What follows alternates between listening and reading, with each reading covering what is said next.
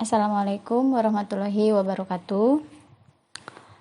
Ketemu lagi bersama saya Opa Ropiah pada mata kuliah kurikulum dan pembelajaran. Pada materi kali ini kita akan membahas terkait dengan komponen-komponen pembelajaran. Sebelum kita masuk pada komponen apa saja yang ada dalam pembelajaran, kita bahas dulu apa sih yang dimaksud dengan tujuan pembelajaran.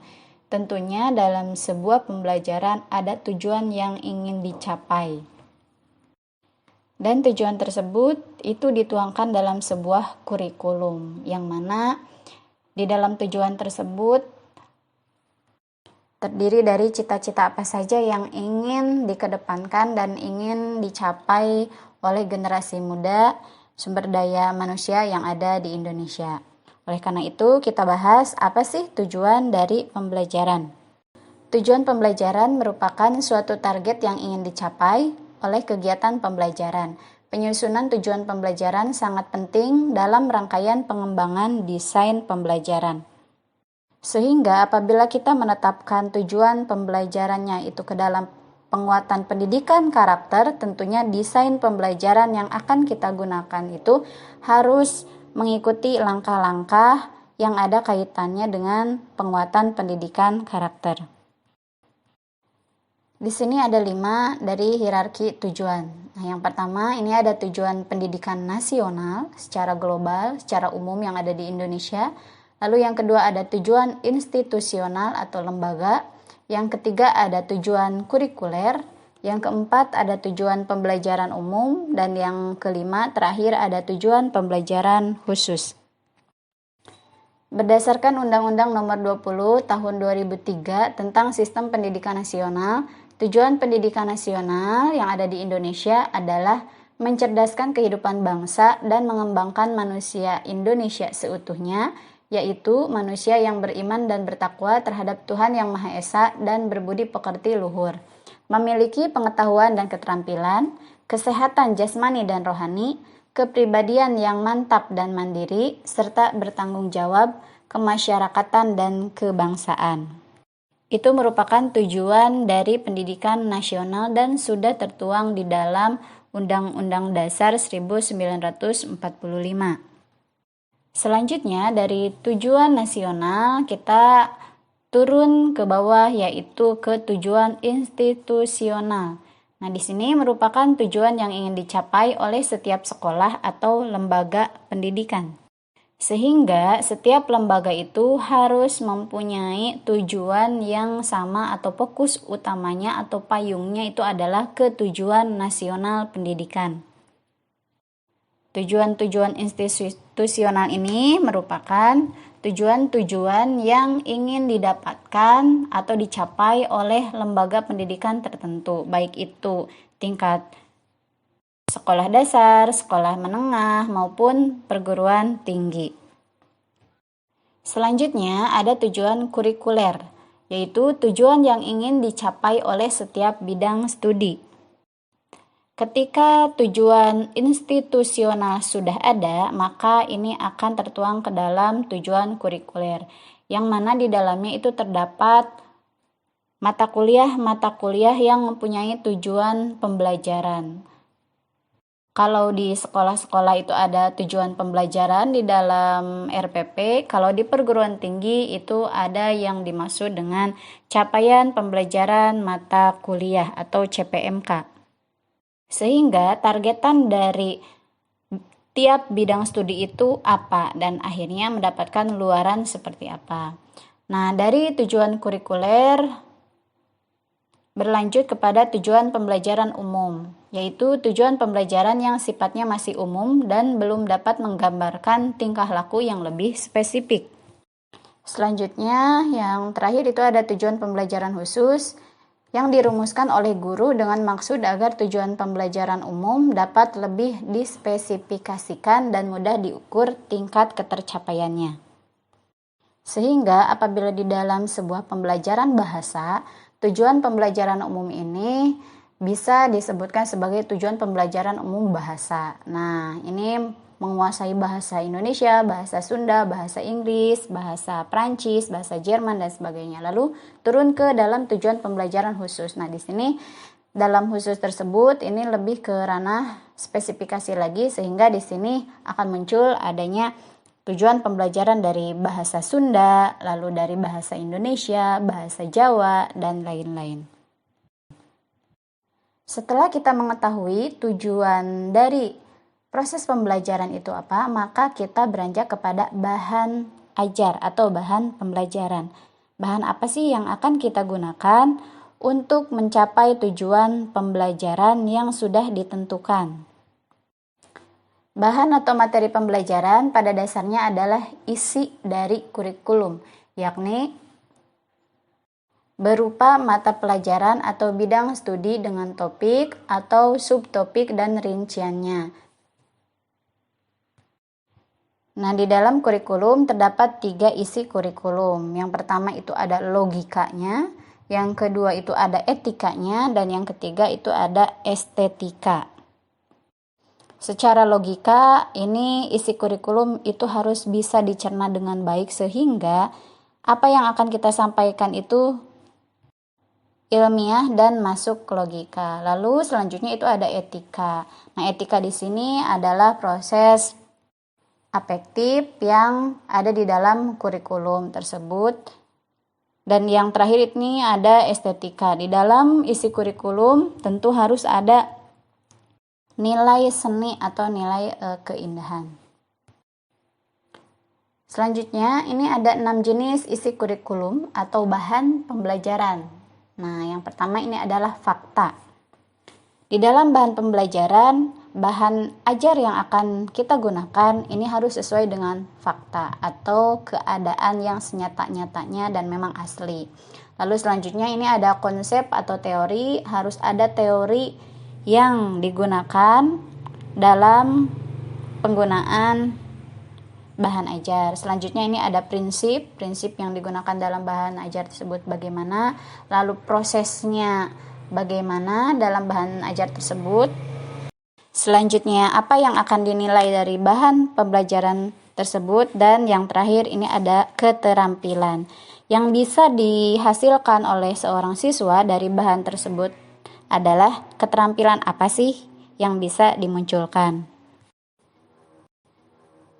Selanjutnya setelah bahan ajar kita beranjak kepada strategi dan metode dalam pembelajaran. Di sini terdapat faktor-faktor yang mempengaruhi strategi dalam pembelajaran. Yang pertama yaitu tujuan. Ini sudah sangat jelas bahwa strategi pembelajaran ini dipengaruhi oleh sebuah tujuan, lalu ada materi yang ingin disampaikan apa, lalu siswa, sasaran dari siswa tersebut, siswa kelas berapa, menengah SMP atau SMA, dan yang lainnya. Dan juga ini waktu yang akan digunakan dalam proses pembelajaran. Dan yang terakhir ini ada guru. Guru tersebut berkaitan dengan kompetensi yang ada di dalam bidangnya, sehingga apabila guru bahasa Sunda ini harus mengajar mata kuliah atau mata pembelajaran bahasa Sunda. Nah, apabila guru tersebut guru IT, maka harus mengajar mata pelajaran TIK, seperti itu. Jenis strategi dan metode dalam pembelajaran. Di sini ada beberapa yang diberikan contoh dalam strategi dan metode pembelajaran. Yang pertama ini ada strategi ekspositori klasikal.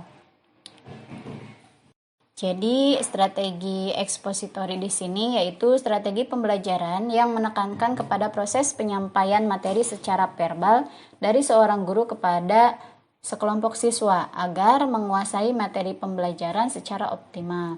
Nah, dalam hal ini strategi ini materi pelajaran disampaikan langsung oleh guru, sehingga di sini siswa dituntut untuk menemukan materi itu. Jadi seolah-olah materi pembelajaran seakan ini sudah jadi, sudah ada. Oleh karena itu, strategi pembelajaran ekspositori merupakan bentuk dari pendekatan pembelajaran yang berorientasi kepada guru atau teacher center approach. Selanjutnya yaitu ada metode tanya jawab. Jadi metode tanya jawab ini merupakan metode mengajar yang memungkinkan adanya komunikasi langsung yang bersifat dua arah. Pada saat yang sama terjadi dialog antara guru dan siswa. Jadi di sini guru bertanya kepada siswa dan siswa menjawab pertanyaan guru. Ini sama halnya dengan teori belajar bahwa ketika proses pembelajaran ini harus ada stimulus dan respon. Ketika guru memberikan stimulus, maka siswa harus ada respon yang disampaikan kepada guru. Sehingga dalam komunikasi ini terlihat adanya hubungan timbal balik secara langsung. Strategi selanjutnya yaitu strategi heuristik. Nah, strategi ini berbasis pada pengolahan pesan atau pemrosesan informasi yang dilakukan siswa sehingga memperoleh pengetahuan, keterampilan, dan nilai-nilai. Nah, strategi ini berasumsi bahwa kegiatan pembelajaran haruslah dapat menstimulus siswa agar aktif dalam proses pembelajaran, sehingga memahami materi pembelajaran dan bisa merumuskan masalah, menetapkan hipotesis, mencari data atau fakta, memecahkan masalah, dan mempresentasikannya. Nah, di sini strategi heuristik lebih menekankan pada aktivitas siswa. Jadi bukan fokus ke guru, jadi lebih kepada aktivitas siswa pada proses pembelajaran dan mengembangkan proses berpikir intelektual siswa. Jenis strategi dan metode selanjutnya yaitu ada pengajaran kelompok kecil dan juga pengajaran perorangan atau individu. Nah, di sini pengajaran kelompok kecil dan perorangan merupakan suatu bentuk pembelajaran yang memungkinkan guru memberikan perhatian terhadap setiap peserta didik dan menjalin hubungan yang lebih akrab antara guru dengan peserta didik maupun antara peserta didik dengan peserta didik lainnya.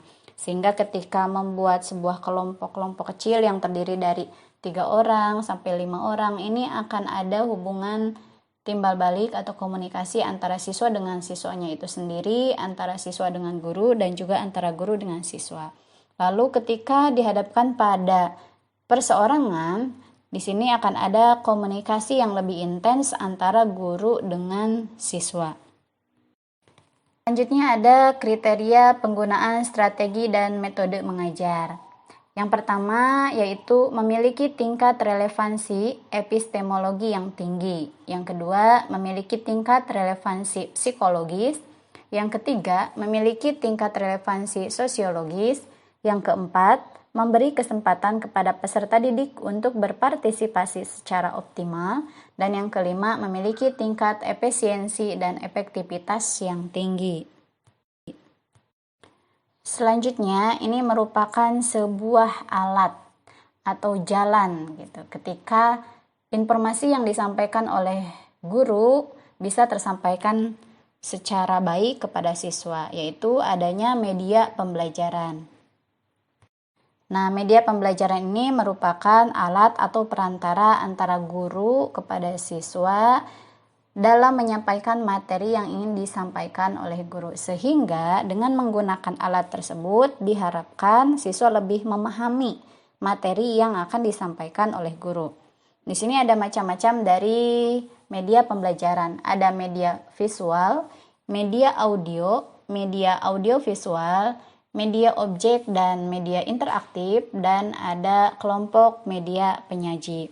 Tentunya yang namanya media visual itu berbasis dengan gambar, media audio itu kaitannya dengan suara, dan media audio visual ada gambar, ada suaranya gitu. Jadi kelihatan bisa berbentuk video. Lalu ada media interaktif, di sini menggunakan beberapa media, ada gambar, tabel, grafik, lalu ada kuisnya juga, sehingga ini lebih interaktif antara guru dengan siswa. Lalu ada kelompok media penyajinya. Di sini siswa juga bisa dibagi menjadi beberapa kelompok untuk menyajikan sebuah informasi ataupun materi. Selanjutnya yang paling penting dalam sebuah pembelajaran yaitu adanya penilaian atau yang dimaksud dengan evaluasi pembelajaran. Evaluasi pembelajaran di sini bersifat komprehensif yang di dalamnya meliputi penilaian dan pengukuran. Di sini ada beberapa jenis evaluasi, ada menurut fungsinya, ada menurut caranya, dan juga berdasarkan tekniknya. Berdasarkan fungsinya, ini ada jenis evaluasi formatif, lalu ada evaluasi sumatif, diagnostik, dan juga penempatan. Lalu berdasarkan caranya ada evaluasi kuantitatif dan ada evaluasi kualitatif. Nah, berdasarkan tekniknya ini ada evaluasi dalam bentuk tes dan dalam bentuk non-tes. Prinsip umum evaluasi pembelajaran yaitu mengukur hasil belajar yang telah ditentukan dengan jelas dan sesuai dengan tujuan pembelajaran. Lalu yang kedua, mengukur sampel yang representatif dari hasil belajar dan bahan-bahan yang tercakup dalam pembelajaran. Yang ketiga, mencakup jenis-jenis pertanyaan yang paling sesuai untuk mengukur hasil belajar yang diinginkan. Yang keempat, ini direncanakan sedemikian rupa sehingga ada instrumen yang sudah disiapkan dalam evaluasi tersebut. Lalu yang kelima, dibuat dengan reliabilitas. Yang keenam, ini dipakai untuk memperbaiki hasil dari belajar siswa. Oke, mungkin hanya itu yang bisa disampaikan materi untuk kali ini terkait dengan komponen-komponen pembelajaran. Oleh karena itu, bagi mahasiswa yang sudah menyimak video mengenai komponen-komponen pembelajaran ini, maka silahkan tulis di kolom komentar nama mahasiswa, nama prodi, dan juga semester. Mungkin hanya itu yang bisa saya sampaikan pada perkuliahan kali ini. Kurang dan lebihnya saya mohon maaf. Wassalamualaikum warahmatullahi wabarakatuh.